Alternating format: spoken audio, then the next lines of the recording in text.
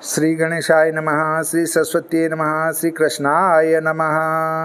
देखिए, आज आपको श्रीमद्भागवत महापुराण का 10वें स्कंद का 14वां अध्याय श्रवण कराता हूँ। आप प्रेम से मन लगाकर श्रवण कीजिए। इस 14 अध्याय में सबका यही विचार, सब साधन में मुख्य है भक्ति मुक्ति दातार। उद्धव जी बोले कि हे श्री कृष्ण, जो पुरुष ब्रह्म का विचार करते हैं वे तो ब्रह्म का साधन बहुत बताते हैं। उन सबों में जो एक मुख्य साधन है सो कहो। हे ईश्वर, तुम निरपेक्ष भक्ति ही एक मुख्य साधन कहते हो कि सब संग छोड़ भक्ति योग से मुझ में चित्त रखें। श्री कृष्णचंद्र बोले कि हे उद्धव, भक्ति ही सबसे श्रेष्ठ साधन है और जो अनेक साधन है वह अपनी इच्छा अनुसार संसार के लोगों ने मूर्खपन से मुख्य मान रखे हैं।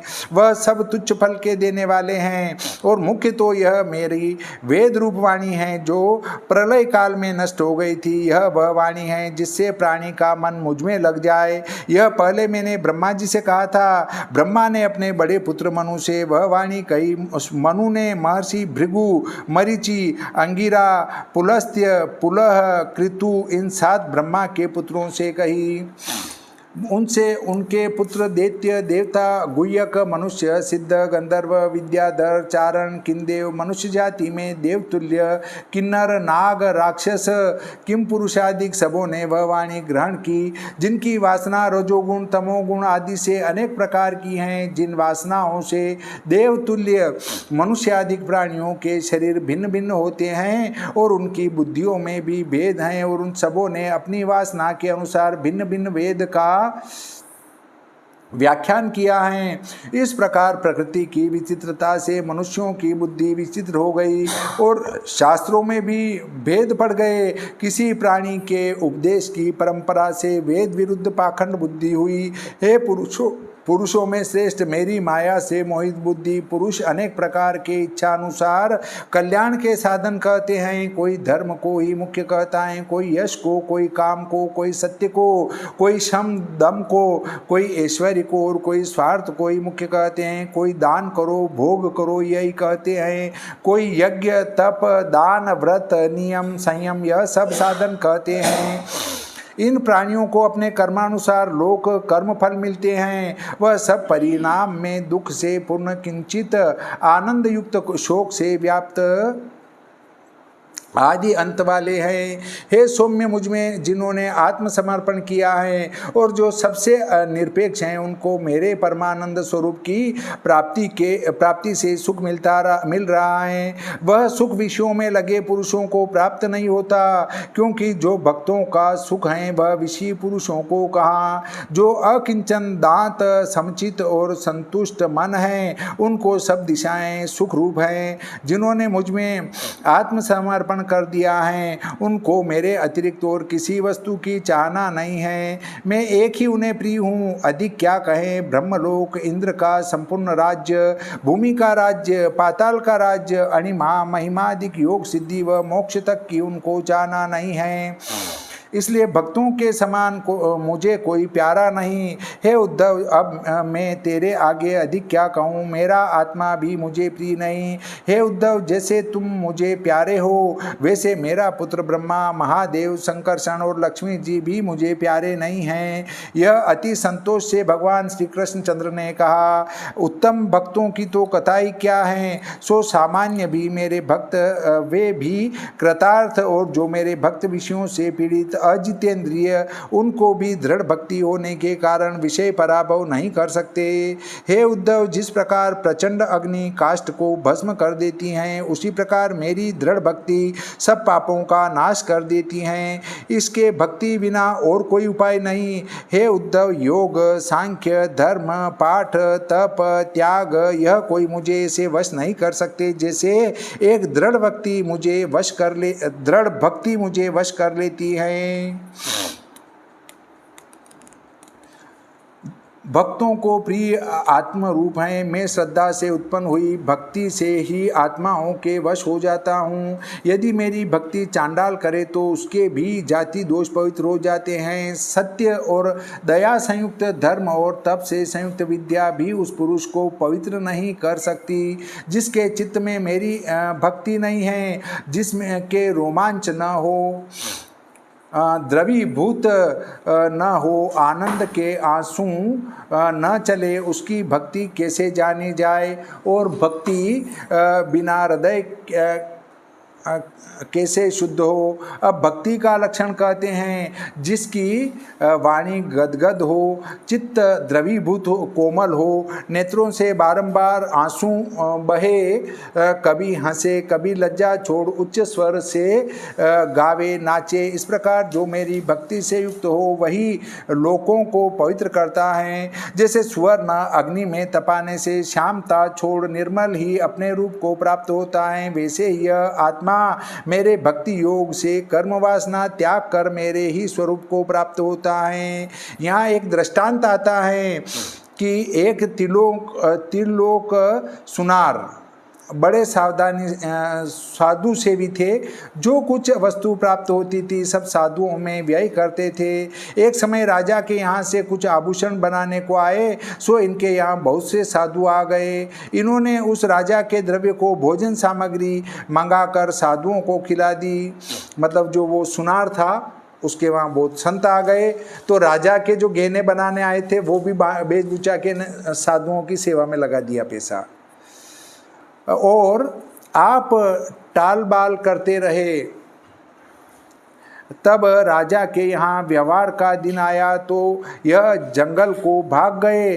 तब भगवान ने भक्त की रक्षा की, त्रिलोक का रूप बना, गहना लेकर राजा के घर गए। वहाँ से अच्छे आभूषण बनाने के कारण पुरस्कार पाया और गहना दिया। भगवान वह पुरस्कार का द्रव्य त्रिलोक के घर दे जंगल में जाकर उससे कहने लगे कि घर को जा, राजा ने बहुत द्रव्य दिया है। त्रिलोक सुनते ही घर आकर अत्यंत प्रसन्न हुआ। आशय यह है कि ईश्वर के भक्त कभी कष्ट नहीं पाते हैं। यहाँ आगर में एक महादेव जी का स्थान है, ये सत्य घटना है। आगर में एक महादेव जी का स्थान है। समय वो था जब युद्ध चल रहा था। युद्ध में एक अंग्रेज उलझा हुआ था और उसकी पत्नी यहाँ आगर में थी। तो उनने पूछा वहाँ के पुजारी जी से कि ये कौन है, तो कि ये भगवान है। तो ये क्या कर सकते हैं, तो कि ये तुम्हारी जो मनोकामना होगी वो सब पूरी करेंगे। तो उसने प्रणाम करके कहा कि मेरे पति लौट आए तो मैं आपके मंदिर बनाऊंगी। तो वो जो है वहाँ युद्ध में जीत कर जब घर आ जाता है और कहा कि तुम किस प्रकार के से आए, तो कि मैं सभी शत्रुओं के बीच में गिर गया था और जीने की कोई इच्छा नहीं थी। पर ये जो यहाँ फोटो बना रखा है, ये त्रिशूल लेके जो खड़े हैं, ये बाबा त्रिशूल लेके आए और इनने उन सबको मार डाला और मेरे को बचा दिया। तब उस अंग्रेज ने वहाँ पर आगर में भगवान भोलेनाथ का मंदिर बनाया। आज भी वहाँ वो लेख लिखा हुआ है कि अंग्रेज को बचाने के कारण ये मंदिर बनाया गया है।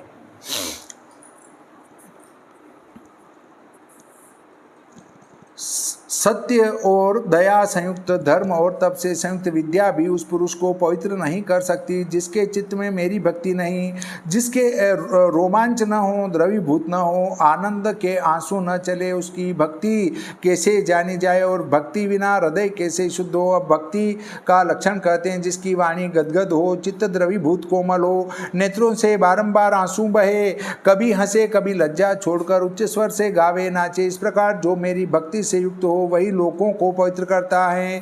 जैसे स्वर्ण अग्नि में तपाने से श्यामता छोड़ निर्मल हो अपने रूप को प्राप्त होता है, वैसे यह आत्मा मेरे भक्ति योग से कर्म वासना त्याग कर मेरे ही स्वरूप को प्राप्त होता है। ज्ञान बिना अविद्या नहीं जाती, अविद्या के गए बिना आप नहीं मिलते। इस प्रकार कहते हैं कि यह पुरुष जैसे जैसे मेरी पुण्य कथा श्रवण कीर्तन करते हैं वैसे ही वैसे शुद्ध चित्त होते हैं। नेत्र जैसे जैसे अंजन से सूक्ष्म होते हैं वैसे ही वैसे सूक्ष्म पदार्थ देखने में आते हैं। यद्यपि विषय के ध्यान से मन विषय में रहता है, परंतु तो भी मेरा ध्यान करने से शुद्ध चित्त होकर मेरे स्वरूप को प्राप्त हो जाता है, क्योंकि मेरी भक्ति बिना ज्ञान नहीं होता और मेरे स्वरूप की प्राप्ति होनी यही ज्ञान है। हे उद्धव, इसलिए स्वप्न मनोरथ के समान मिथ्या वस्तु का ध्यान छोड़ मेरी भावना से चित्त शुद्ध कर मेरे स्वरूप में रखे। स्त्रियों का संग और स्त्रियों के संगियों का संग दूर से छोड़ आत्मा को जान, धीर हो एकांत में बैठ परम कल्याण रूप मेरा चिंतन करे, क्योंकि जैसा स्त्रियों के संग से और स्त्रियों के संगियों के संग से इसे क्लेश बंधन होता है, वैसा और के संग नहीं होता। उद्धव जी बोले कि हे कमल नयन, जो मोक्ष चाहे वह तुम्हारा ध्यान किस प्रकार करे, किस स्वरूप का करे, यह मुझसे कहो, क्योंकि आपके दास भाव से पुरुषार्थ को प्राप्त हो चुका हूँ।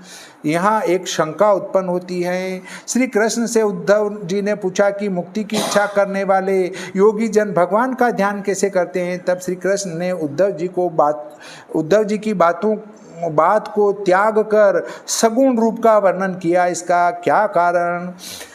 उत्तर है कि श्री कृष्णचंद्र ने विचार किया, ब्रह्मा का ध्यान मुक्ति की इच्छा करने वाले योगी राज करते हैं, सो ध्यान सुनने से और कहने से प्राप्त नहीं होता, वह बहुत दिनों तक सत्संग करने से प्राप्त होता है। और उद्धव का हृदय ज्ञान में कच्चा है और हमारी इच्छा परम धाम के जाने की है।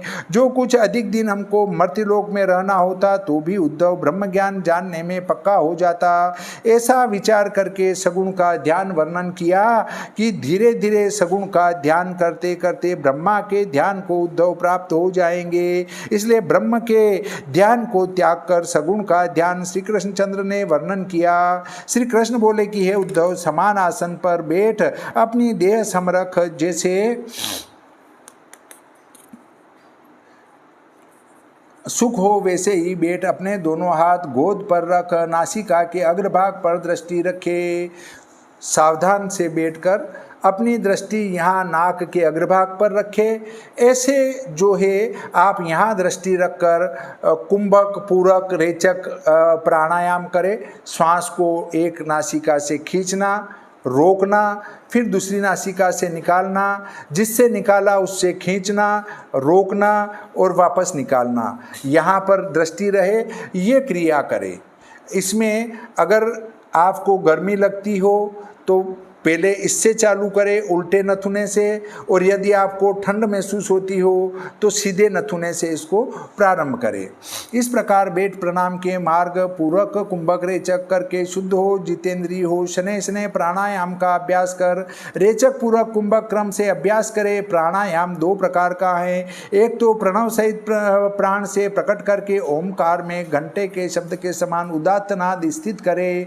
इस प्रकार प्रणव संयुक्त प्राण के अभ्यास से प्रकट करे और प्रणव में घटाना, बढ़ाना, संधान का स्थित अभ्यास करे। 10 प्राणायाम तीनों काल करे। इस प्रकार अभ्यास करने से 1 महीने में प्राणवायु वश में हो जाता है। इस देह के भीतर हृदय कमल अधोमुख है, उसकी दंडी ऊपर रहती है। जैसे केले का फल होता है ऐसे ही कमल की कली होती है। उसका ध्यान ऐसा करे कि वह नीचे नाल वाला और ऊपर मुख वाला खिला हुआ 8 पंखुड़ी से युक्त हैं। कर्णिका सहित मन से चिंतन करे। उस कमल की कर्णिका में सूर्य, चंद्र और अग्नि हैं। उस अग्नि में मेरे इस रूप का क्रम से ध्यान करें। अगर हम ये प्राणायाम करेंगे तो हमारा जो है ध्यान उठते उठते ब्रह्म तक चले जाएंगे। जब हम यहाँ पहुँच जाएंगे तो दिव्य दृष्टि हो जाएंगे। उसमें प्रथम अग्नि के बीच में वक्षमान ध्यान के मंगल रूप विषय मेरे स्वरूप का ध्यान करना चाहिए।